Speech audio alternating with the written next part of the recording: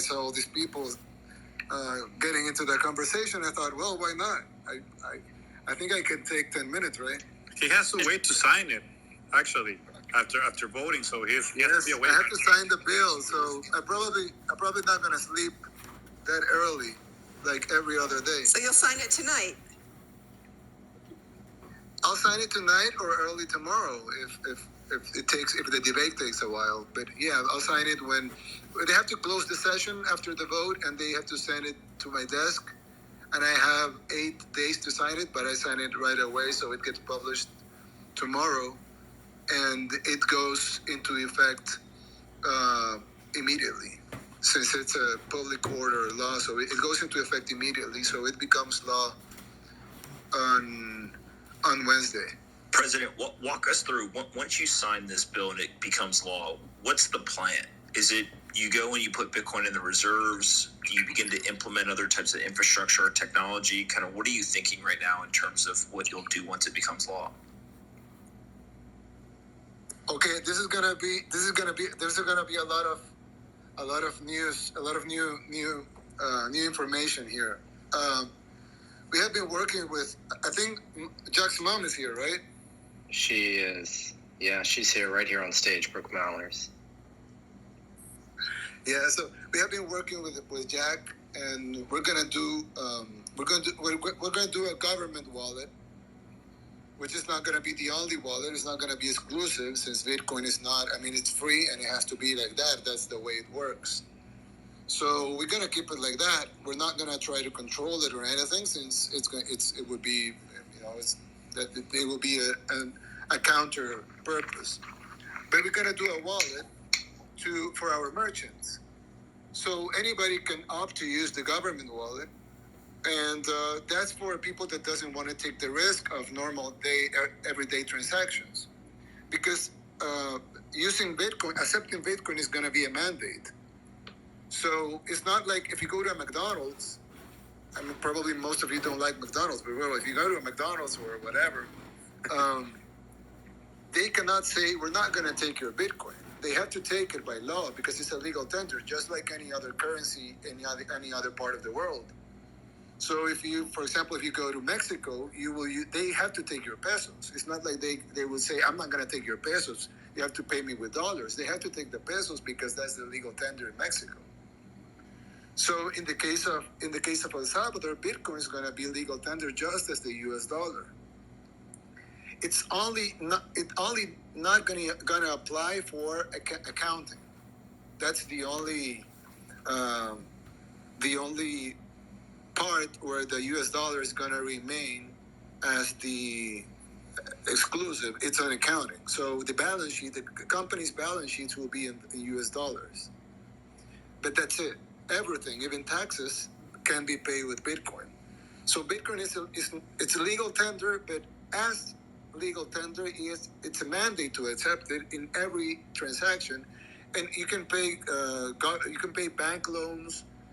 Even the law says, the law is very short and very simple, but it's very clear. And even if you have a previous contract, if you look, for example, if you gave a loan to somebody and you loan $100,000 10 years ago, and he still owes you that money, he can pay you with Bitcoin, because as the law turns into effect and Bitcoin becomes legal tender 90 days after the law. Why 90 days? Because we have to prepare infrastructure and all the other things. But once the law is in effect, the timing is just for getting everybody prepared, and with the technology and the apps, etc. But if you owe somebody $100,000, you can pay him in Bitcoin. So it's going to be a full mandate, and everybody, every restaurant, every barber shop, every hotel, every bank, every personal transaction, if you want to sell a car, everything can be paid in US dollars or in Bitcoin, and nobody can refuse the payment. Like for example, foreign currencies, you can accept it, but you're not obligated to accept it. You can do a transaction in euros, but you're not obligated to do that transaction in euros, because it's not a legal tender here. It's just a foreign currency. In the case of Bitcoin, it's going to be legal tender, and it's going to be treated like a national currency, so everybody has to accept it. President Bukele, you'd also mentioned permanent residency for entrepreneurs, and there's going to be quite an ecosystem that may build up around this because you're going to need, obviously the wallet, government wallet. You're going to need exchange support for people to be able to auto convert. There'll be investors and entrepreneurs coming. How are you thinking about incorporation or immigration law? Caitlin Long, who's actually here, did a pioneering bill for Wyoming that might be interesting to you. That actually Miami also copied. That might be helpful for you as you go forward. But I'd love to hear how you're thinking about immigration and incorporation law. Yes, we're going to have some immigration reform. We actually have some laws to pass later that it will empower the use of the growth of this and the potential of this. Like Karim said, the limits of this are, we don't know what are the limits of this. We will find out with time, but we're ready to pass new legislation to help with things.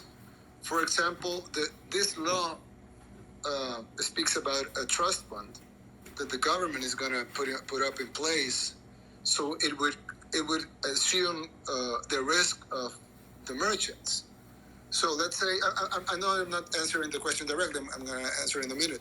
But what I'm trying to say is that, for example, if there's an ice cream parlor, and the owner of the ice cream parlor, he doesn't really want to take the risk. I mean, he has to accept Bitcoin because it's a mandated, it's a currency, but he doesn't want to take the risk of the convertibility. He might win money, he might lose. So he wants dollars deposited in his banking account. So when he sells the ice cream, he can ask the government to exchange his Bitcoin to dollars. Of course, he can do that in the markets also, but the government would have a fund to do it immediately. So it's not that volatile because the government is going to take the risk of the minutes or half an hour that's going to take for him to do his transaction. So we're going to put up a trust fund to do that, and we're willing to risk some money that we might earn some or we might lose some, but that's going to be done to help people with the risk, and that's a separate law that's going to go to be approved in the assembly later.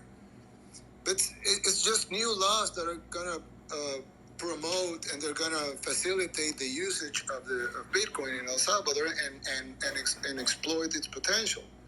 So, for example, with immigration, we're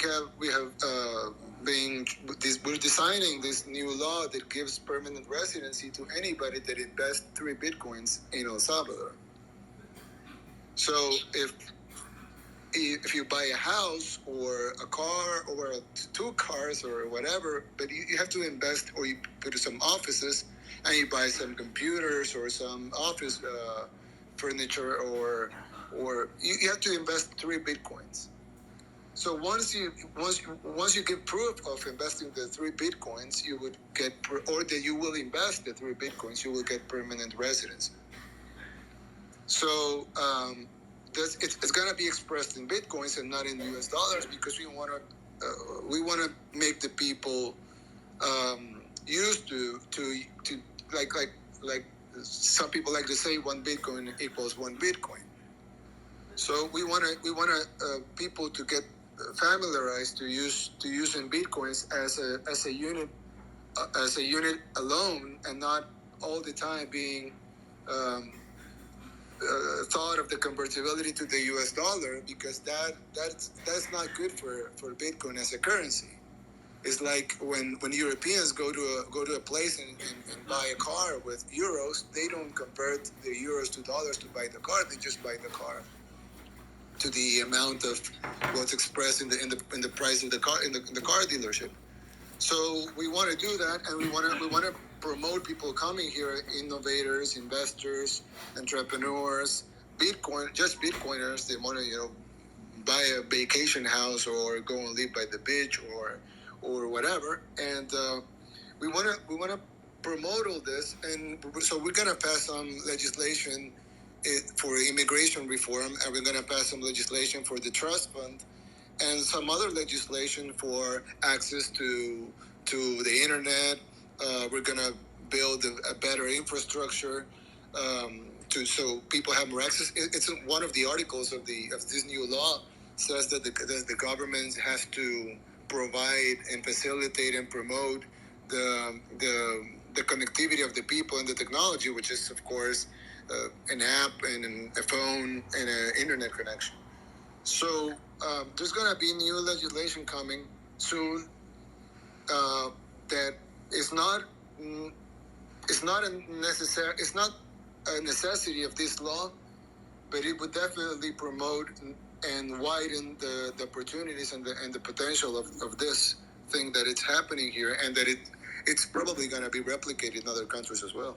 That's really interesting. I use Eunice. There's like jus sanguinis, which is citizenship by blood, and then jus solis, which is by law, and then jus ionis, which is by investment. And so 3BTC investment basically gets you citizenship. That's really interesting. Other countries have done things like that, but not denominated obviously in cryptocurrency. I think related to that, maybe I'm not sure if this is on your radar yet, but anything you can do on incorporation of the companies in terms of infrastructure, because that might be a third piece. As I mentioned, Caitlin is here, and she's done a lot of pioneering work on this. Might be an interesting person to speak to. Francis Suarez has adopted some of that, because you could become a sanctuary country for crypto.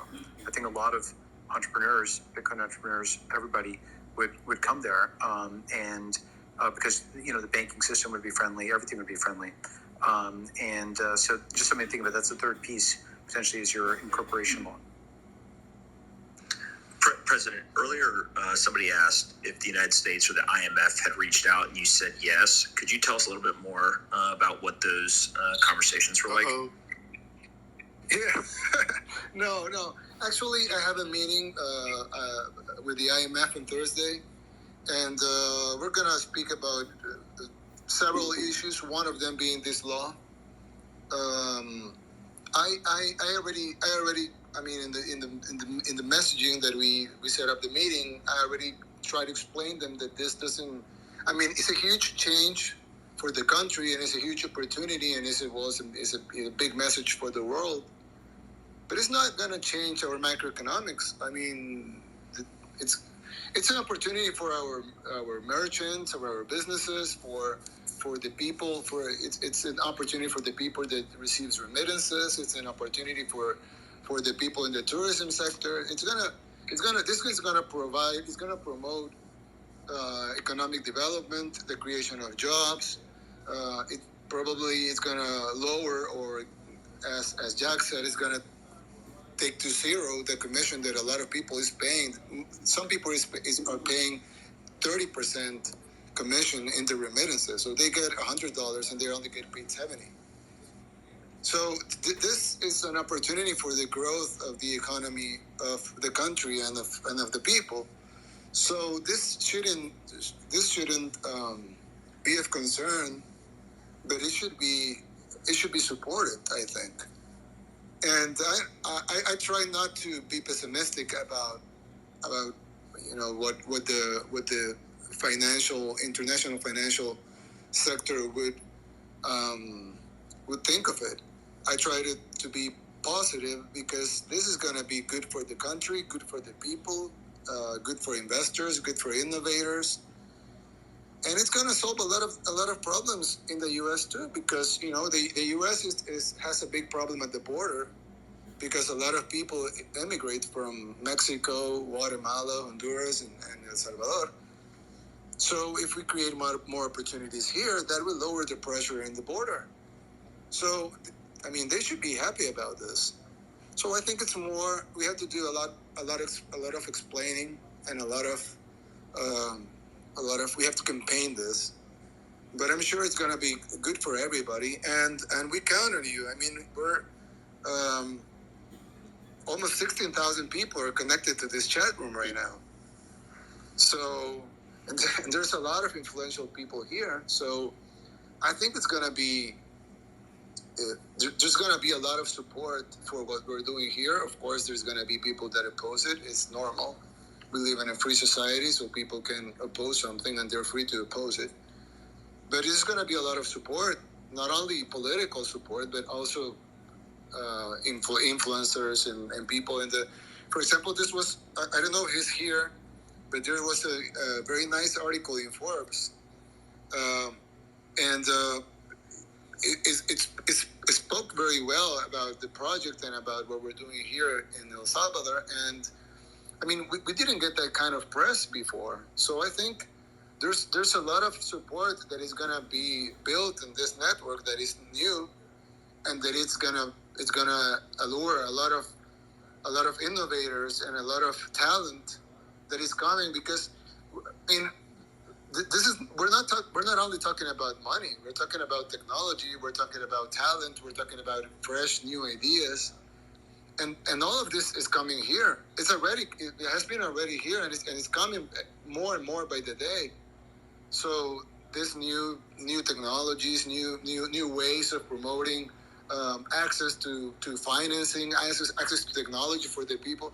This has to be good for the United States, and it has to be good for the worldwide financial sector. It's probably not good for some people that have some different interests, but for the good of humanity, and for the good of in this moment our country, that's gonna be it. I mean, everybody has to support it, or they should at least. So I think we're gonna do a lot of campaigning and a lot of explaining.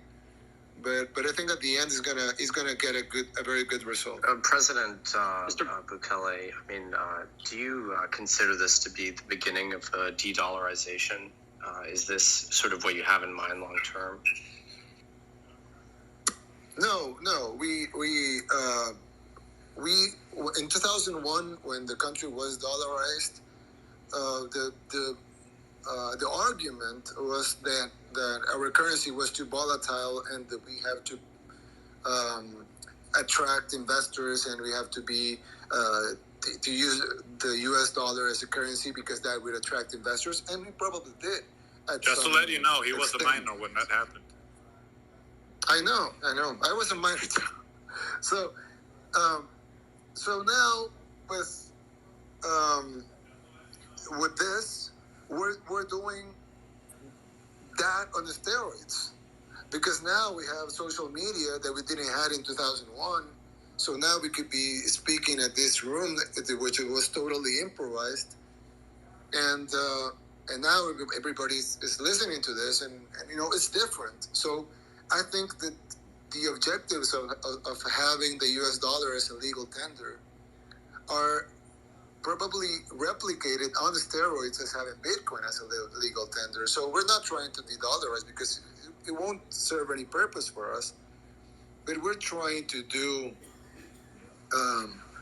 to allure entrepreneurs and talent and innovators to our country, and that's going to be good.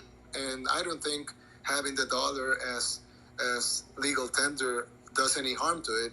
On the contrary, I think it's going to help having both currencies as legal tenders in El Salvador. Mr. President, this is Mike Peterson from Bitcoin Beach, and I just want to thank you so much for everything you've done. I knew deep down you were a Bitcoiner. I knew you were going to come through here, and everybody on our team. Well, you're the pioneers, actually. Everybody on our and you demonstrated. Sorry to interrupt, but I want to say something good about you guys. You guys demonstrated that this is not something for rich people only. I mean, this is for everybody, and you guys demonstrated that a community can actually benefit from Bitcoin. And now we're going to demonstrate it in a country in a country wide scale. But of course, you're the pioneers here, and hats off to you guys, because you have demonstrated you had the courage to be the first here in El Salvador, which is and you have done great. And actually, you have provided with us with arguments and with pictures and with stories and with everything that we need to have this bill passed so fast. Well, I hope so much that you'll grace us with your presence with the team. There's an amazing team of locals in El Zonte that are really the ones who have done all the work, and so I know it means so much to them if you'd come and spend a little time with them. So I really hope you'll be able to come and spend some time in Bitcoin Beach with us. I will. President, you've got a lot of people in here from the Bitcoin community. Could you tell us a little bit about your story with Bitcoin, whether you hold Bitcoin today, and kind of how you became so interested in it?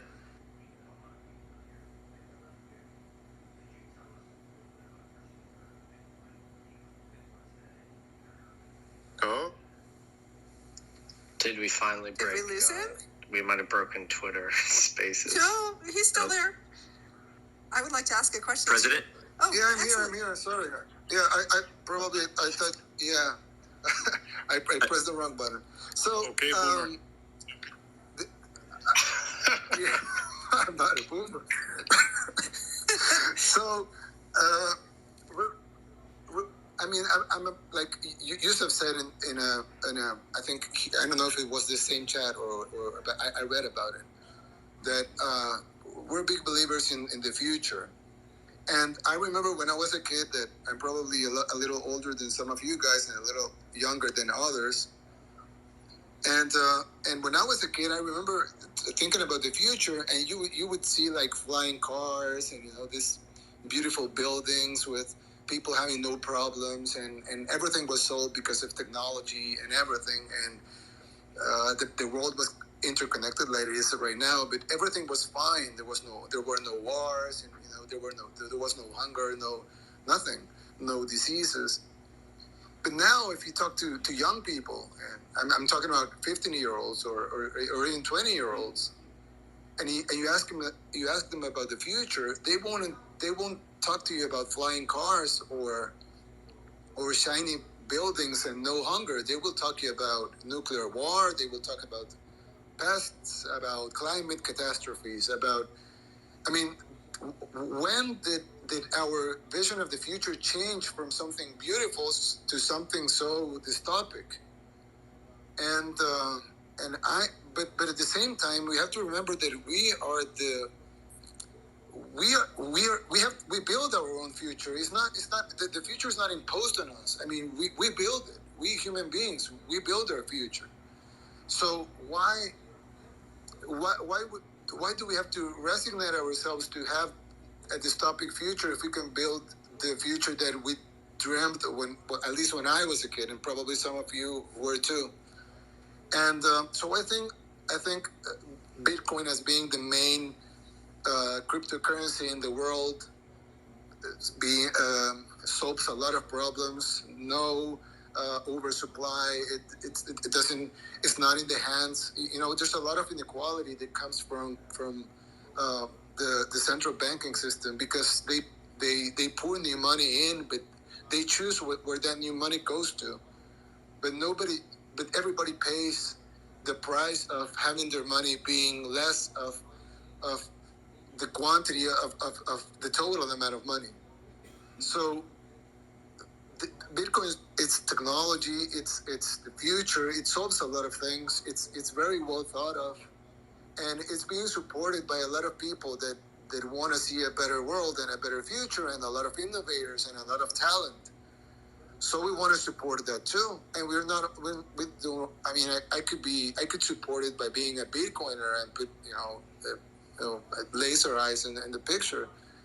But we want not only to support it, but we want also to demonstrate that the world can benefit from it.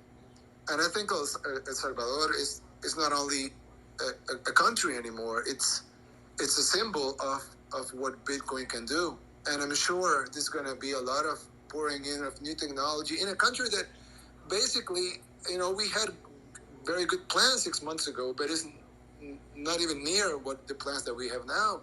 So if we can change our future, and probably we will start seeing other countries follow. So we're going to see a lot of countries' future changing, and that's going to help build a better society. So I think I mean, of course, it's not like Bitcoin is going to solve everything, but I think this is one of the things that we all have to get behind on, because we have to build the future for humanity, and we didn't have to accept the new probably the not so good future that the world is going on, and we can change it. So for me, Bitcoin is a very important part of it, and I'm sure this is going to be a great example. So it's not that I'm a Bitcoin holder. It's that I do think that this is going to be a huge game changer, not for El Salvador, but for the world. And probably right now, a lot of people might laugh or say, "Oh, that's a very small country," and it is. It's the smallest country in the whole continent. But it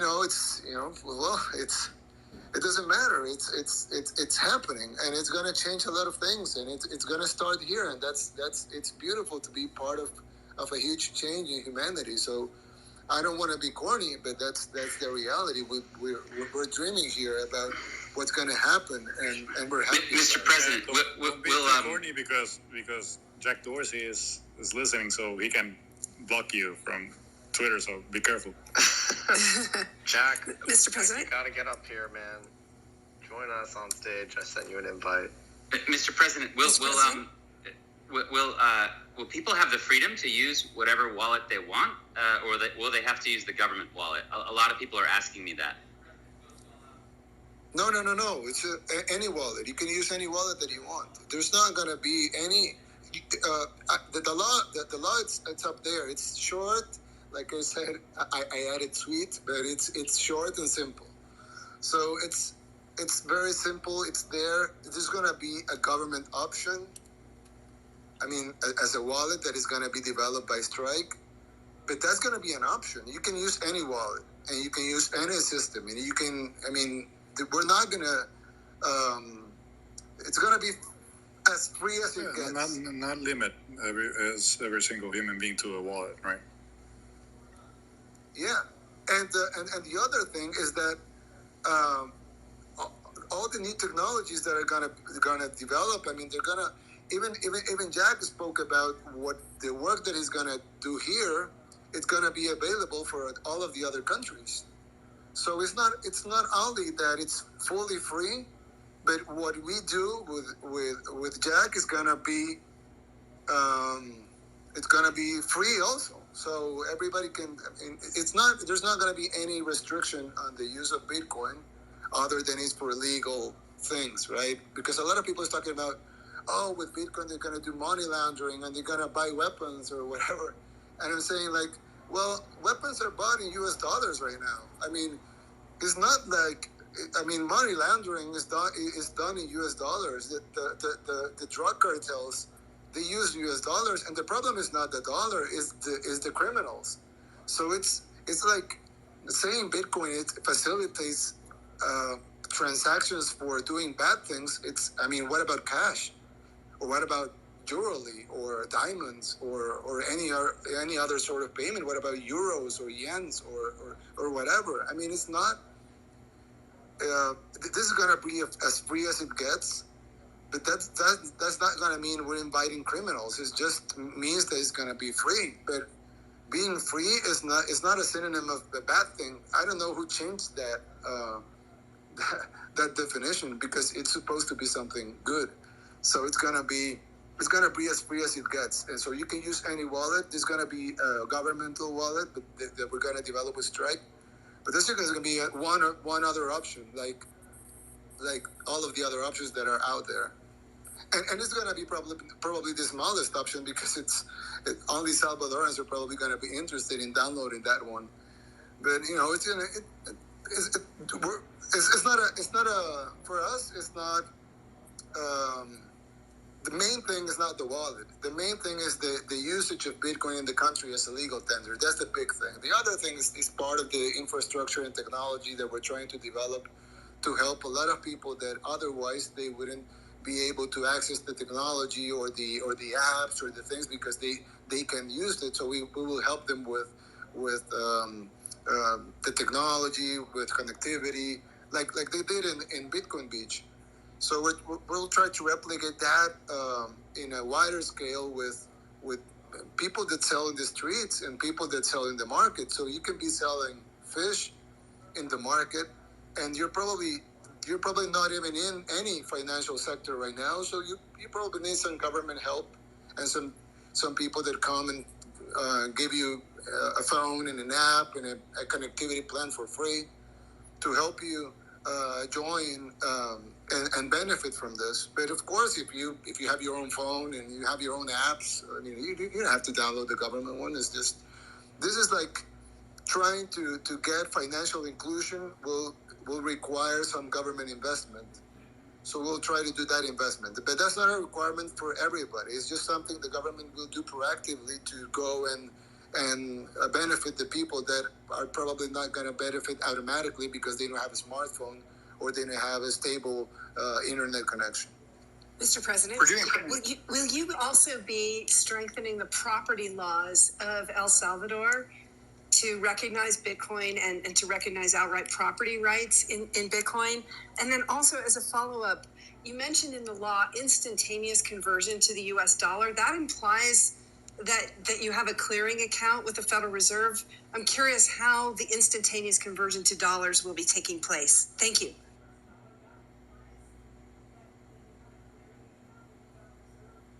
Okay, so that's going to be, it's actually quite simpler than that. It's not that we're going to exchange with the Federal Reserve. I mean, our central bank is a very robust central bank, I mean, for the country, of course, that has business with the Federal Reserve by the day. We actually import our dollars our paper dollars newly printed, newly minted. They come here, I mean, they are printed for us. So we actually have a very good relationship with the Fed. But this is way simpler than that. The convertibility is not with the Fed or with the central bank. It's with the trust fund that we're going to do the government here also owns some banks. We have the central bank, of course, but we also have first floor banks, and we have a development bank that's owned by the government. So in our development bank, we're going to establish a trust fund. So we buy the Bitcoin of the transactions that are done by people that doesn't want to take the risk. For example, if you have a lady that sells fruit in the marketplace, and she doesn't want to, she doesn't understand that much, and she doesn't want to risk her savings, or she doesn't want to take the risk implied in using Bitcoin. So, but she's mandated, if she has the technology, of course, that will provide. If she doesn't have it, she's mandated to accept Bitcoin to sell her fruit. So what we're going to do is that if she's using the wallet, she can opt out and say, okay, I'm taking this Bitcoin, but I want this money deposited in US dollars. So we are going to buy her Bitcoin and at the price that she valued her fruit. So not at the price of the market. So if she sells $5 in fruit and the Bitcoin price that she sold it at was X amount, but that amount changes when she deposits the money in her bank, then we are going to absorb that risk by buying her Bitcoin at her fixed price of the fruit. So that trust fund is going to guarantee that the people that don't want to take the risk, they don't have to take the risk. They have to take the Bitcoin, but not the risk. So they will translate that risk to the government, not to the trust fund of the bank of the government. Now, this risk might turn into a profit for the government, or it might turn into a loss for the government. So the trust fund is going to be supported by some losses and some gains, and at the end we might lose some money out of the trust fund, or we might earn some money out of the trust fund. But it doesn't matter, because the purpose of the trust fund is not to make money, is to support this decision of having Bitcoin as a legal tender, and that it runs for years and years with no problems, because we have this trust fund that allows us to absorb the risk of the small merchants that don't want to take the risk. So it's actually very simple, and it doesn't involve the Federal Reserve or even our central bank. It's just a trust fund in our development. Have you heard the term market maker, Mr. President? Because if not, or maybe you have, but some of those guys might be able to help with this, because it sounds very similar to people who do market making, or basically are both on the buy and the sell side to provide liquidity. Yeah, I'm not that well versed in that. Mr. President, are you planning on doing mining? Is the government going to mine Bitcoin or encourage the mining of Bitcoin in El Salvador? Never thought of it, but like Karim said, every day is going to be new ideas. So we're not thinking of mining, but we can do something to promote mining, of course. And we have some right now thinking of it. I haven't thought of it, but right now thinking of it, we have a plan. This is nothing to do. Well, it had nothing to do with Bitcoin, but we had a plan because we have geothermal energy here, energy that you get from volcanoes. So we actually have plants that get clean 100%.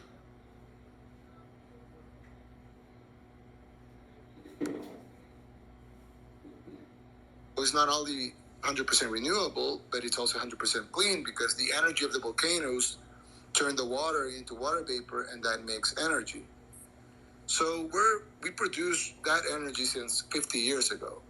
But right now we were looking at that we lose a lot of energy by transporting the energy of the geothermal plants to the cities. So we want to promote this on the outskirts of the plants.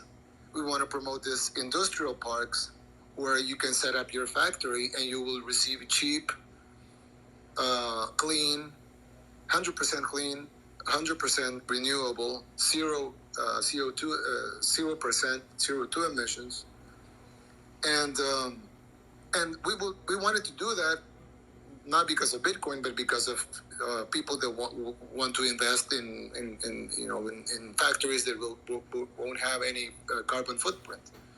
But now that you're talking about mining, probably somebody wants to set up a mining facility with zero emissions and with geothermal energy, that it's not only cheap because it's right there in the front of them, so they don't pay. We don't have to transport the energy to another place. It's right there, and it's very, very cheap for us. So probably somebody wants to set up a mining facility with cheap,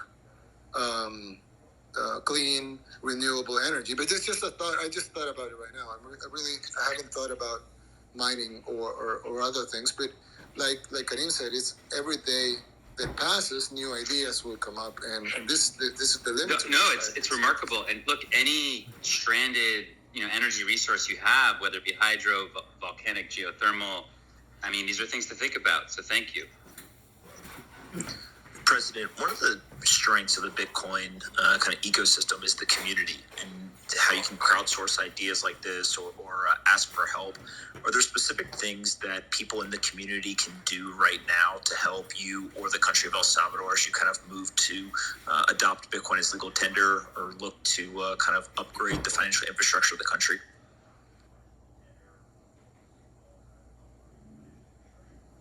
Well, I don't know. Probably there's a lot more things to do. I think that we should. This is just a thought, but I think we should support this move, because a lot of people are probably going to attack it just because they oppose it, or because they don't like it, or because they promote other ideas, which are fine. But I think we should support this as anybody can support it by their own means. They can give their opinion. They can write an article. Whatever. So I think we should support this, so this takes a strong hold And it's not like just an idea or just a bill that was passed by Congress in a country, but it's a thing that it's strong and it's proving that it carries benefits for the common folk. And if that happens, you would see dozens of countries doing the same thing. And then it would evolve in something even more, because then you're not talking about one legal tender or two legal tenders or three legal tenders, but you're talking about a currency that is being widely used by a lot of countries. So that will have financial implications. I'm not an economist, but I would guess there are a lot of economists here, and they can explain better the financial implications of what would that mean. But I think I'm gonna try and focus on having this project succeed, so we can have a strong system working here, and that would be probably it would create a domino effect, and that would probably turn into what you're saying. But I think we should have this more strongly functioning, so then you can take other steps. Mr. President, many of us Bitcoiners in this room, including the Americans, are worried about the prospects for high inflation over the next decade or so. Does this motivate your decision at all, the prospects for inflation in the U.S. dollar?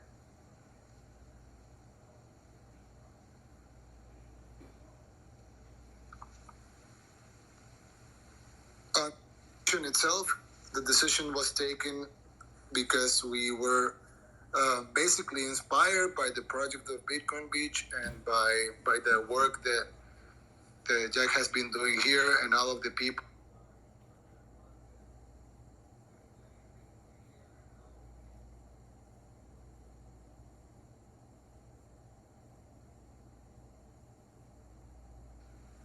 I think we might have lost you at the end there. Did we lose him, or Did we lose him? I lose you all?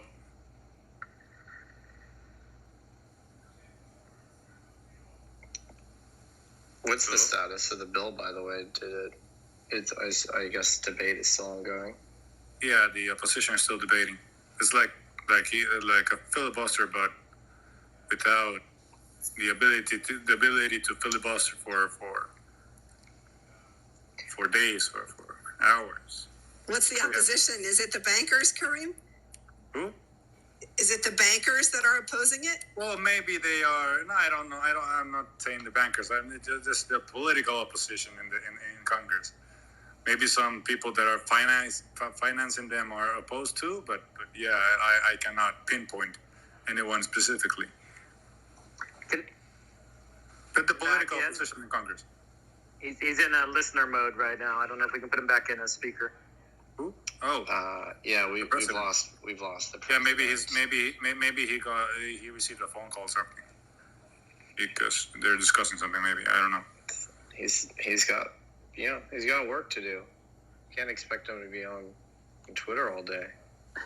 But he's here. Can you pull him up, Nick? I'm looking. I'm assessing. Come on, Nick. There's 20,000 people waiting. Let's go. 22,000. Twitter Spaces is a little challenging, friends.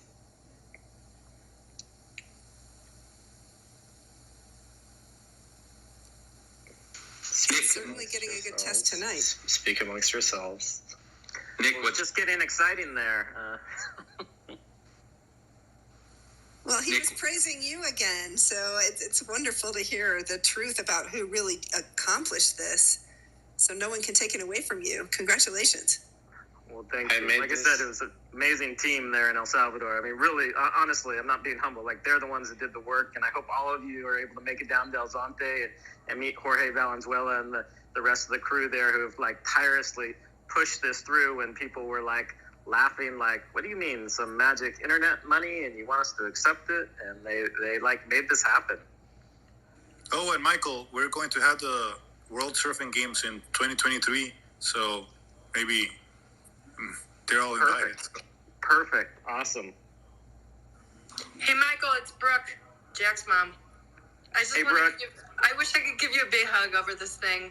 You started it all, and I love you, and I'm so glad you started tweeting at me about what you were doing there and how that whole thing spread. And we're already looking at maybe like buying property down there. We'll see.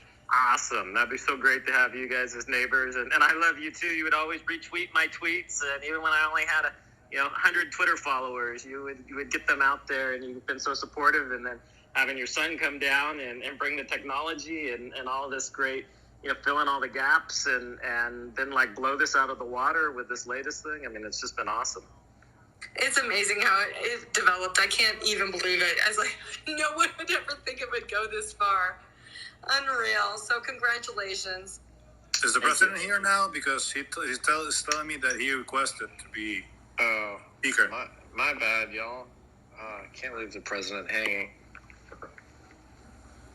I don't see him. I don't see his request, though. Oh, no. With Twitter Spaces is letting us down. Yeah, it's Elizabeth Stark said that she wanted to get in here and Twitter Spaces wasn't working for her. Man, you gotta come through. Jack, you gotta come through, bro. I think we lost him. He doesn't appear here. See, this his own app is betraying this. I'm not even seeing the president in the list of folks in the room anymore. Maybe he left to come back and maybe to like restart or something. Oh, I see. He just popped in again. We're live. El Presidente is back. Welcome back, sir. El Presidente. Can you hear me now? Yes, sir. Yes, we can. Can I ask you? Can we? I was just using the phrase of, I think it's an old ad. You're too young to remember that. Which one? What phrase? Can you hear me? Oh yes. This is news for all of you. The president is getting old. He's turning 40. I'm sorry. I thought it was a joke, but nobody He's laughed. turning 40 in 2 months. So yeah, he's not as 60, young as he was. He used to be. 21,000 people and nobody laughed at my joke. Yeah, that's. I should be. I'm really sir. old, I think. What's the status of the bill? How we looking? Well, right now the opposition is talking again, but the last guy that was talking just finished. Now the another guy is talking, so we have to wait for him for 5 minutes or so, I guess, and then it continues and continues and continues until they vote.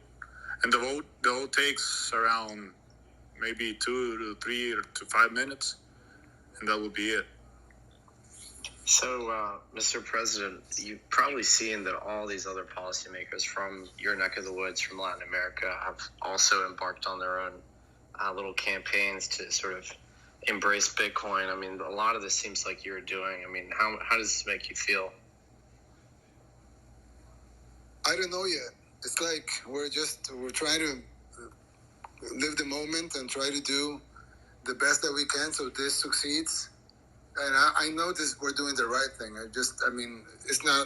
There's so much talented, smart people behind us and doing this and supporting this and fighting for this. And I'm sure it's gonna be great for everybody. It's the definition of when you do things when you do things the right way, it has to provide a good result at the end.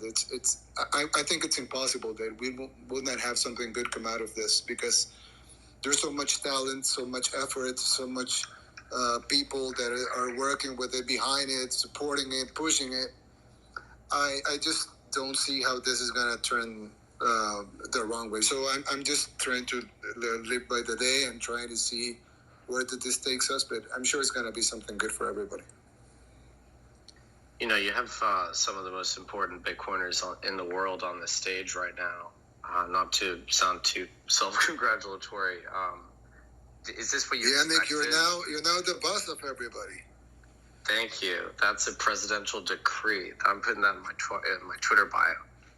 But so, like, how does it feel to get this warm reaction from the Bitcoin community? Is that what you expected? Well, like I told you, we're just living by the day. I mean, I was not supposed to join the chat room. I just, everybody was tweeting about it. I said like, well, I should listen to this. And then everybody's saying like, hey, the president is listening. He should speak. And then I took a while to speak in here. And then suddenly it became from 6,000 when I joined to 20,000 or I don't know, almost 22,000. And, so I don't know. This is just happening. But I mean, there's a lot of things I know, but there's a lot of things I don't know. And one of the things I don't know is the limits of what this is going to become. I know that it's going to be good. I know that it's going to be great. I know that it's going to be very, very important for a lot of people. But I don't really know the limits of this. It's just things are just happening, and we're learning by the minute, and we're seeing things happen by the minute. And right now, the assembly is discussing the bill. The bill is going to pass. I mean, it's almost 100% chance that it's going to pass.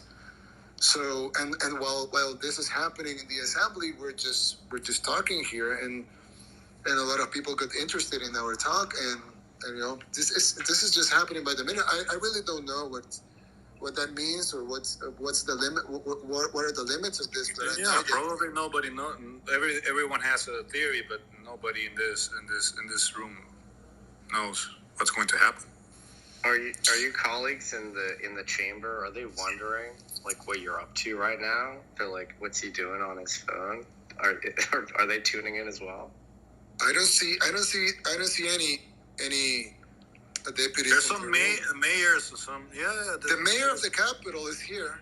Yeah, the mayor of San Salvador is here right now. In this room? Yeah, he's here. Yes. Yeah, I'm seeing his picture here, and also our ambassador to the United States is here. But I don't see much government officials. Let me see. Well, also our representative to the Central American Bank, which is a very important bank for us, is here. I'm seeing his picture, Luis Rodriguez. He's actually a supporter of this bill, so that's good. And he's a banker, and he's a representative of the Central American Bank, so that's important. Mr. President, as you kind of rattle off a bunch of the politicians that are here, and Kareem, maybe you can chime in on this as well. How much effort did you guys go through before the video over the weekend at the Bitcoin conference in terms of building consensus among other politicians and people in the Congress and maybe various jurisdictions within the country versus this was something that you guys felt was the right decision and you kind of unilaterally proposed this, understanding that you had kind of the votes in Congress? Well, the good thing about El Salvador is that in politics, the opinion of the people is pretty homogeneous. And people are supporting. I mean, right now the president has 90% approval rating, and the latest Gallup poll, which is an international poll, it's not like in North Korea where the president there has like 125% approval rating, right, or something. So that's pretty good. I mean, people really want change here, and they have been defrauded so many times that people are starting to see new stuff as the way to go forward. So it was not hard to get people on board, at least the majority. And we're not talking about a small majority or just the majority. It is a big majority who support this. Got it. And then I apologize for asking again, but people will not stop incessantly DMing me this question. They continue to ask Mr. President what the plan is in terms of holding Bitcoin on the balance sheet. It would make you one of the first countries, if not the first country, to do it. But any plans there that you could speak to? We're going to hold probably $150 million in the trust fund, but it's not going to be a reserve. It's going to be a trust fund, and it's not going to be in the central bank, but in our development bank. But I think that's a huge step, and things are going to evolve. Probably not only in El Salvador, but in the world. So our plans right now is to hold at least $150 million in our trust fund. And I know that's not a huge sum, but for us it's quite considerable. And it's going to be in our development bank. So for the plans that are set right now, it's that. But probably in the future, I don't know. This is evolving very fast. So we're not ruling out having Bitcoin in our reserves in the near future. But we're not. This law doesn't include buying, holding Bitcoin in their reserves. And is $150 million equivalent in Bitcoin or $150 million? Dollars. So it's not holding It's not holding Bitcoin in the development bank's trust fund, or it is holding Bitcoin. No, it's not. Okay. No, it's dollars. We're gonna buy the $150 million out of the transactions of common folks. So we're gonna fill the trust fund coffers with Bitcoin, but we're gonna buy them with dollars. So at the end, we're gonna hold at least $150 million equivalent of Bitcoin, but that hasn't been bought yet because it's gonna be bought in the small transactions of 0.00001 Bitcoins. So at the end, we're gonna hold an equivalent. We're gonna hold $150 million equivalent in Bitcoin, but right now we're not holding any Bitcoin.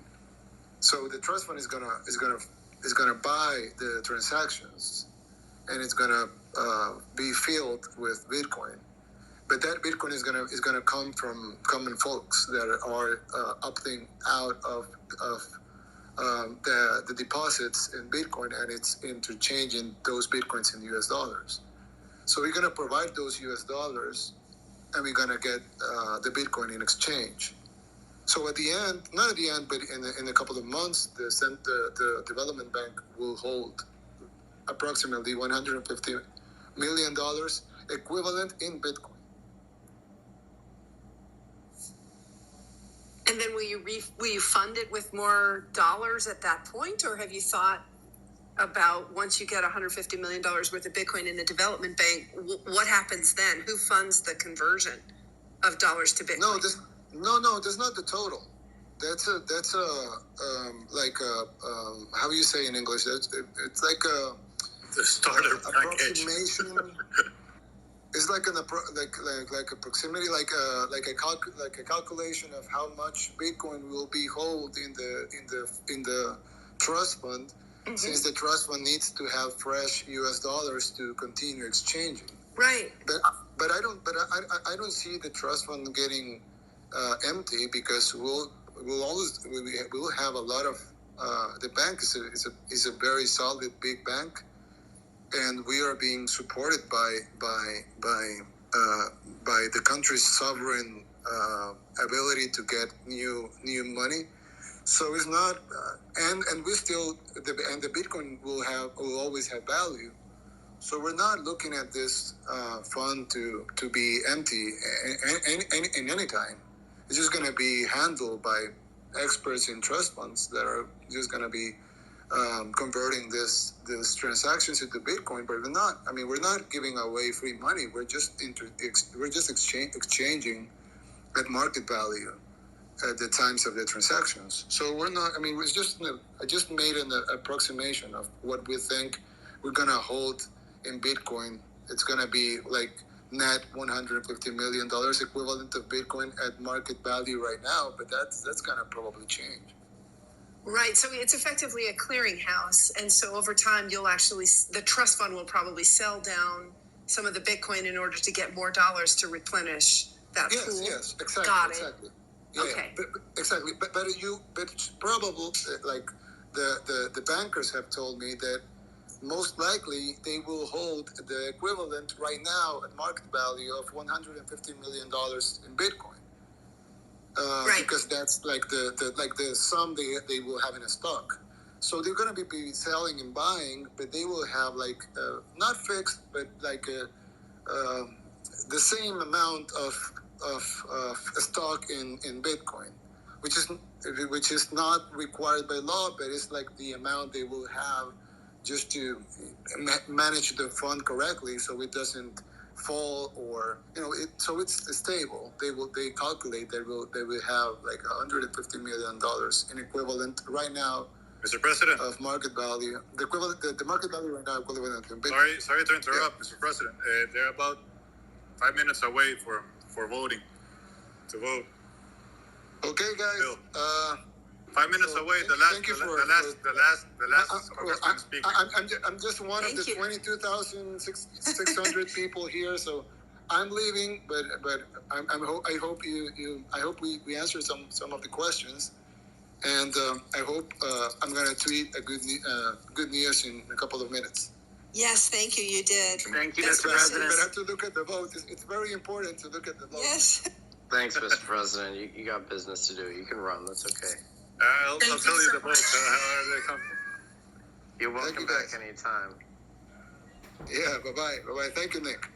You're the boss. My pleasure. Well, thank you for saying that. Nick, I like how you released him like he was going to recess or something. It's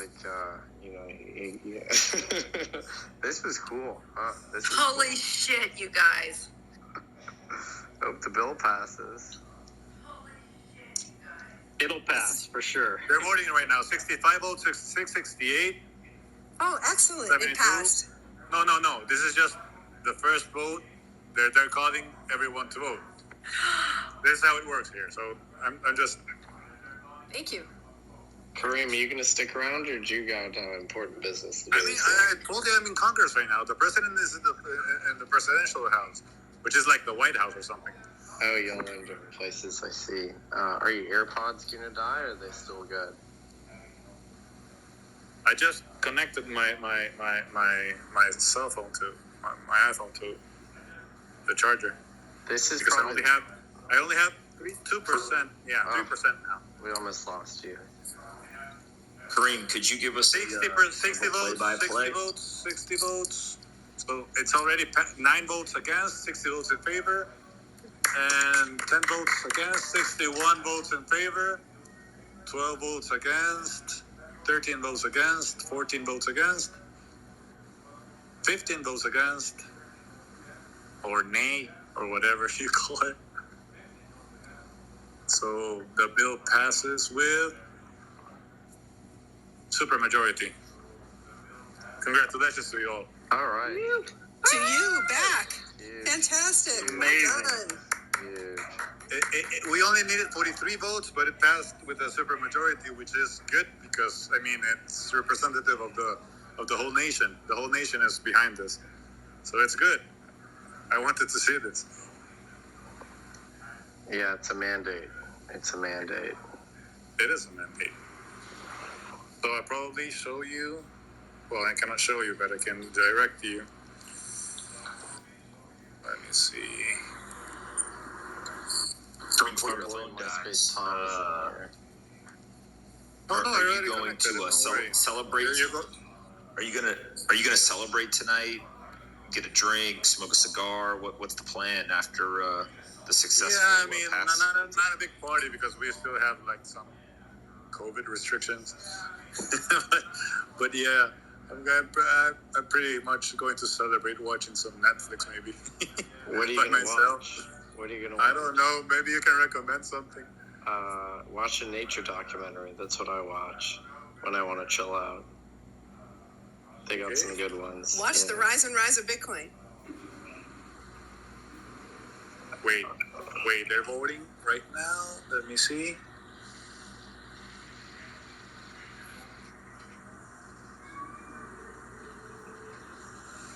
$17 against. I'll tell you the number, the specific number of the voting.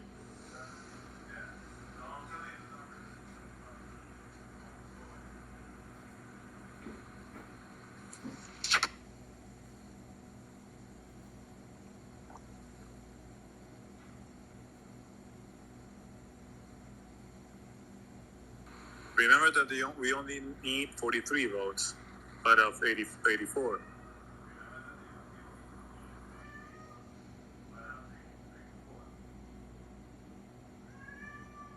This is the second round of voting right now.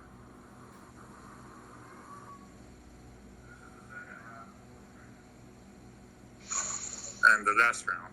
Don't worry, so.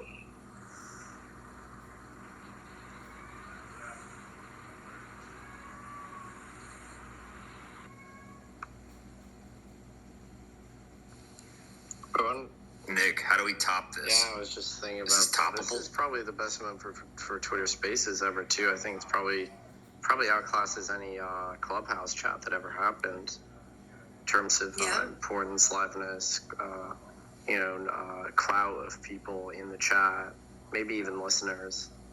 I mean, this might go. Yeah. Oh, sorry, Nick. Go ahead. I was just gonna say, have there even been clubhouses with 20,000 listeners? Is that even within their technical limits? I think Twitter Spaces might be blowing them out of the water right now. Nick, I'm sorry to say it, but this is not. They're applauding right now at the floor. They're applauding right now at the floor. Woohoo! I don't know if you can listen. Yeah, we can hear that. Can you listen? I'm clapping too.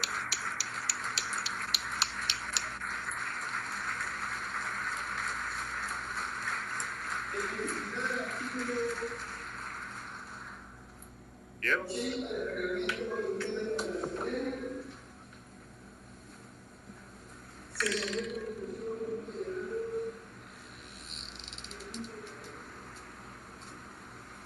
So again, congratulations to everyone. Congrats to y'all, man. Back at you. Congrats to y'all. So amazing. And Beach. And Jack. You guys are the first non-pariah nation. Michael and Jack. Except Bitcoin. We need to get Miles Suter up here. Is he in the room? He's had an amazing part in this project too. We need Miles up here. Yeah, Miles is a king. He's at Square. Miles, if you're in here, hit that application, buddy. Michael, everybody, I'm really in tears. Oh. It's been a lot of tears this week. You should All be good proud, ones. Brooke. You should be really, really proud. I'm really proud.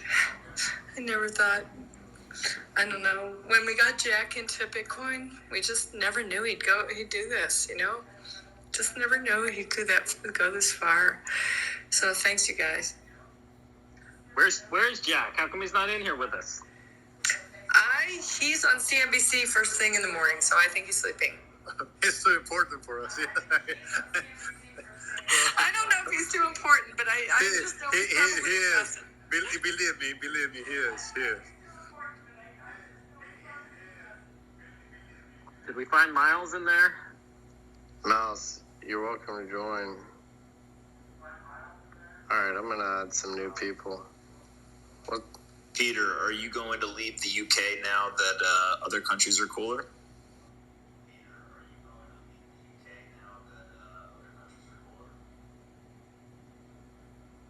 Maybe Peter passed out. I think it's late for him. Middle of the night there, yeah. But it's probably it's midnight here in El Salvador right now. 6 a.m. in the UK. Is Peter back in the UK right now? Did he go home? Oh no, I think he's still partying. I think he's in New York. His feed. I just added Eric Weinstein. Once you connect, welcome. Sorry to keep you waiting. Thanks very much. No, I'm super happy to be here. One quick question. Which countries do you think are watching this most closely to follow on? My personal view is Colombia. They have a very high Bitcoin penetration. And tons of Venezuelans living there in Colombia. And Bitcoin is a big rails for transit as a bridge currency.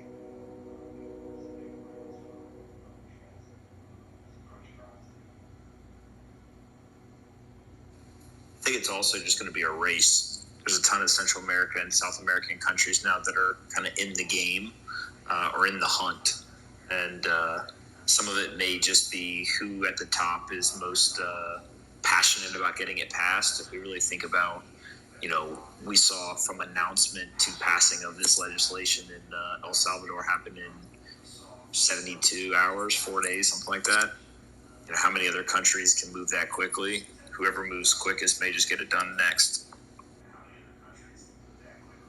Incredible. I believe that the problem is that one of the main problems is that some countries are very conservative on the prospect of leaving monetary policy out of their controls. So maybe that's the number one barrier. I don't know. Yeah, I could see it being, somebody like Ecuador that, is also dollarized and has already given up that ability to just print money.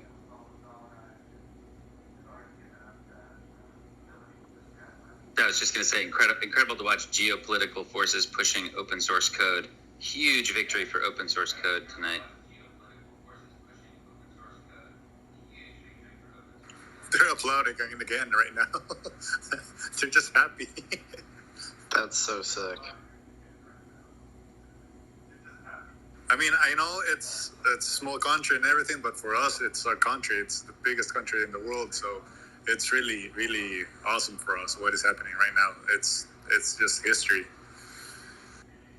I mean, really, the whole world is going to have their eyes on El Salvador now. Like, you guys are leading the way. Like, you guys are upending the monetary system, and people are going to be following your example. I mean, that's going to go down in history. I mean, that's exciting.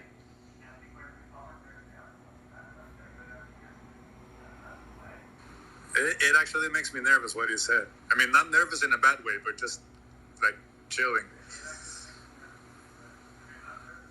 It's an exciting time. It's an exciting time to be in El Salvador, and I want to know how many people in this room have started looking to come on down and joining us, because we need all hands on deck to make sure this thing's successful. That's for sure. We need everyone.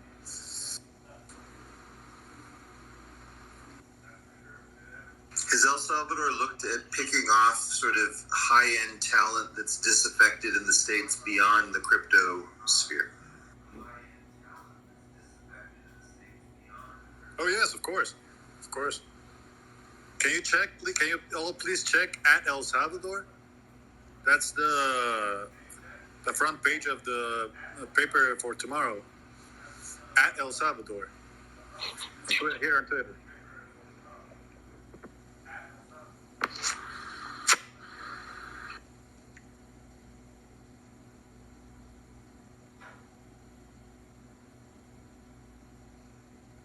I'm gonna come visit y'all. I was actually planning on doing it anyway before this happened. To be clear, but did you guys check the last tweet of that account at El Salvador?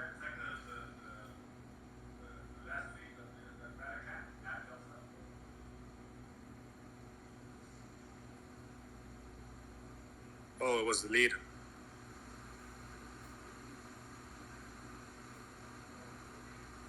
Oh no, there's it again. Did you check it?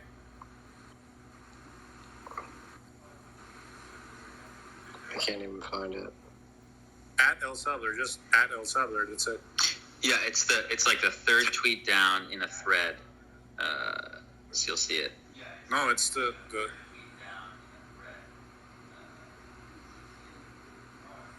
Oh, someone retweeted it because it's getting a lot of retweets right now. It's just showing that the assembly approved that Bitcoin as money. That's the headline you're looking for? It's the front page of the tomorrow's paper. I just shared it. Okay. It says Asamblea aprueba,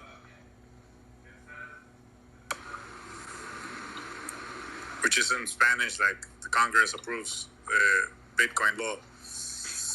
Kareem, if you hit share, Kareem, on the tweet at the very top, it'll allow you to like bring it into this chat.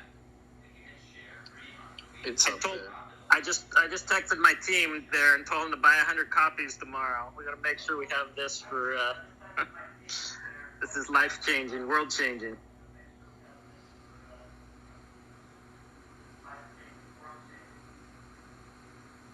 Also, the president has just tweeted his last tweet.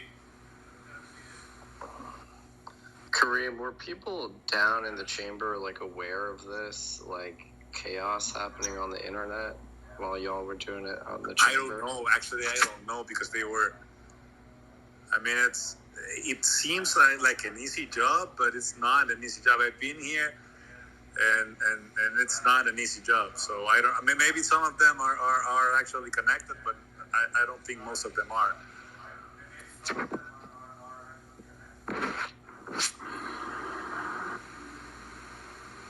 Oh yeah, I shared it. That's the front page of tomorrow's paper. That's the largest paper in El Salvador right now.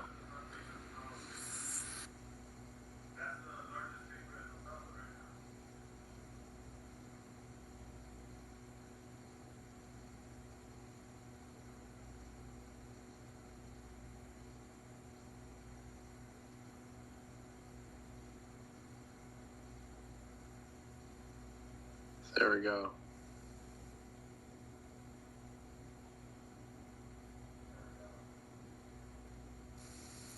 Nick, you're trending. First time for everything. They should have put a picture of you up there. Yeah, that's for sure. I tweeted a selfie. Maybe in the day after tomorrow's paper.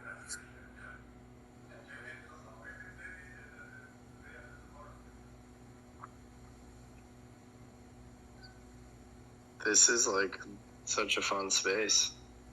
Every time I've done a space, it's been great. This is probably the best one. Yeah, Nick, thank you. Yeah, I was going to turn this off at like 10 p.m. So now only the session has to end. Then they're going to send the bill to the president's office, and he will sign it. Please take photos for us. Of course. I mean, I'm pretty sure he will upload some photos on Twitter. Kareem, are they going to like run it over there and he signs it immediately? Right now, they have to close. They have to close the session. When they close the session, they can send it immediately to the president's office desk. So they send it to his desk, and then he signs it. So maybe it probably will be tonight. I mean, not tonight. Today. I don't know what time slot are you at. But yeah. You should see if he would be willing to auction off the pen that he signs that with to the Bitcoin community with the funds to go to the surf training center that we're building in Caddy's honor there in El Salvador that's being funded by Bitcoin. I don't know if you're aware of that project, but Michael, the minister of Bitcoin, the Salvadorian minister of Bitcoin. I don't know. Just think about it. Perfect. I love it. But yeah, it would be great to do something to put towards the Catherine Diaz Surf Center that we're building with all Bitcoin. So see if he'll save that pen that he's signing that bill with to auction off. I bet we can get a lot of Bitcoin for that.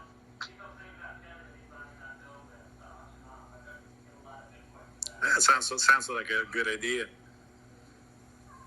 We also can have the original plate that they use to print the paper. Perfect. No, I bet we can get those bids going way high. I mean, or you can just hang it in your room, right? I'd rather auction that off so we can build that amazing surf center.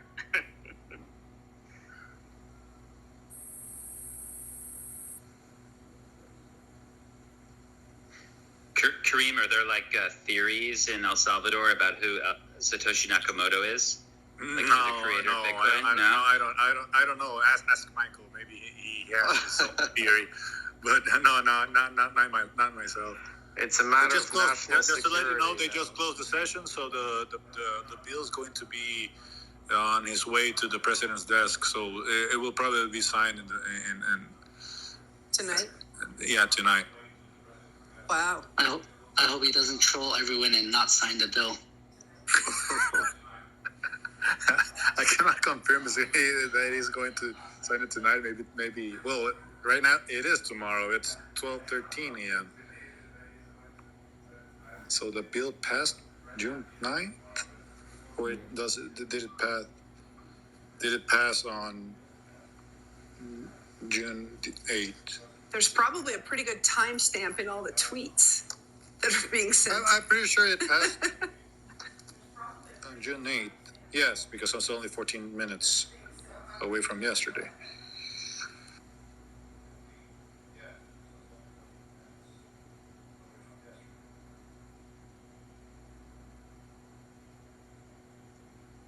I wish that U.S. Congress was like this. You could just do some live sessions with Congress people while they're voting on stuff. Can you? Well, actually, I do believe it's live. You can see it on C-SPAN if you like. Still watching C-SPAN. It's not the same, man. I want them on Twitter Spaces. I don't think they're all. I don't know. Different generations have different spaces, I guess. Kareem, I think it's time for you guys to announce that you'll organize a Bitcoin conference and we'll all come to El Salvador. I think that would be great. It depends on you guys. We're not going to organize something that it's yours. I mean, maybe Michael can help us with that. There is for sure one in the planning for either November or December of this year. I mean, so we will gladly help with the organization, but yeah, Michael can help us with that. The folks that put on LeBitConf have put out some feelers of possibly looking to do something in El Salvador. I don't know if they're going to be able to make it happen this year or not, but they're of course excited by that. And we invited the mayor of Miami. Of course. I reached out to his office actually a few months ago, like telling him he needs to come down here. That you guys can be in this together. So for sure we need to get him down. Kareem, one of the things that I absolutely think you guys should consider and kind of keep moving towards is the trust fund with the development bank is a great start, but I do think that the first country to put Bitcoin in the actual central bank reserves, that will be another kind of historic inflection point of the global adoption of this, which I'm assuming you guys already know. But I think that's one big thing.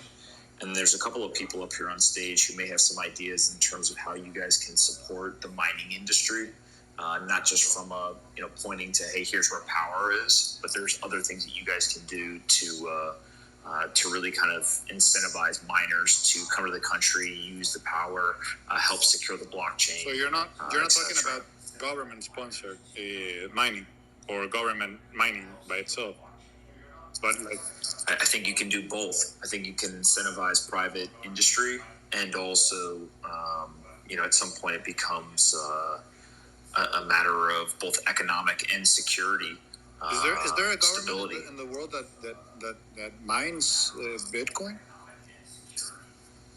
Most of them are not seen through a positive lens. Who do it? I understand. Especially from a U.S. perspective. Inside the United States, there's incentives for private industry. So there's all kinds of credits. There's certain states that have provided tax benefits for people who come to their state. But I do think that, again, if you're going to kind of be the lighthouse on the hill in terms of creating legal tender, it's a pretty elementary step to set up a mining operation from a state standpoint, and then also to incentivize private market miners to move to the country as well. And you get all the economic benefit of jobs creation, etc. I agree. I mean, like I told before, this is just the beginning. This is not cliche. This is the beginning. This is now legal tender, and we open a door and there's a million doors afterwards, and then we open those million doors and there's a million doors in each and every one of those doors. So we don't know where we're going to where this is going to lead. It's just, I don't know, it's just new how do you call it in English, like I don't know, but you maybe you understand what I'm saying. Yeah, look, I think that, again, we're always very careful to kind of call out the fact that we are not experts in Salvadorian politics or some of the nuances and the cultural complexities of the country. But I think when you look at, what does it look like for a nation state to enter into the Bitcoin standard or kind of adopt the Bitcoin standard? I think that the legal tender is obviously a massive and very historic move, and you guys will be congratulated for that and celebrated. But I don't think that you want to let your foot off the gas. I think you want to continue to put Bitcoin in the reserves. I think you want to mine. I think you want to figure out how to get infrastructure to the hands of the citizens. And so it's kind of, this is the beginning, and there's ways that the state can actually benefit. And, if you look at it from a self-serving standpoint, if done correctly, there's a very big opportunity for the country of El Salvador to kind of leapfrog many of the larger countries, just from a pure wealth generation standpoint for the country, if you do it the right way. I totally agree. I think after you put Bitcoin in your treasury reserves, the next step is actually printing currency, paper currency backed by Bitcoin. I think that would be a huge step. One step each way, I guess. I mean, we're just new in this, and so I don't know. I'm right now. I'm just feeling really excited. People are still clapping in Congress right now. So I don't know. It just brings some tears into my eyes because this kind of hope in our country, maybe Michael can attest to it. It's what we needed.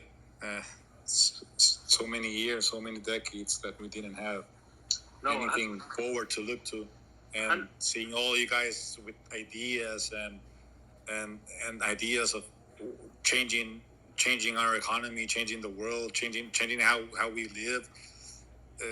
I don't know. It just maybe too much for me right now. I can definitely attest that we've already seen that. We bought our home in El Salvador 17 years ago, and so we've been there for quite a while. And in the last couple years since we started the project, just seeing the youth to dream for the first time in their lives and to have a dream to create a future in El Salvador, and not that they're going to have to leave. And it's been amazing even to me, shocking to just see how it changes their whole perspective on going to school, continuing their education, saving for the future. It gives them this hope. And they've seen that too with the administration that has changed and is doing things differently and presenting a positive view of what the future can hold. And so I think the young Salvadorans have a hope that their parents didn't have. Yes, for sure. So thank you guys. Thank you guys for everything you said. Thank you guys for accompanying us on this journey right now with this vote. It was awesome talking to you guys, learning from you, and just thank you. Thank you all. Thanks, Kareem. Go watch some Netflix and relax. You earned it, man. Thank you, everyone. Thanks you. Thanks meeting you. Goodbye. Thanks, Kareem. Point of order to the rest of y'all. And congratulations again. Congratulations to everyone. It's 2:20 a.m. here. I was trying to go to bed at 10. I'm trying to get 8 hours of sleep. That's not going to work. But yeah, I got to go to bed. So unfortunately, Spaces doesn't let me transfer it to someone else. So maybe one of y'all can do it after Party Spaces. But yeah, I'm a growing boy, so I got to go and get some rest. Thanks, Nick, for hosting this. You did an awesome job. Yeah, you're the boss, Nick. You're the boss. Yeah. That's presidential decree now. It is. Of everybody. El Jefe. You guys don't forget El Salvador this fall, either November or December. We're putting on some type of conference, so make sure you're there. I'll be there. Awesome. Okay, good night, everybody. Take care. Thanks, everyone. Good night. Good night.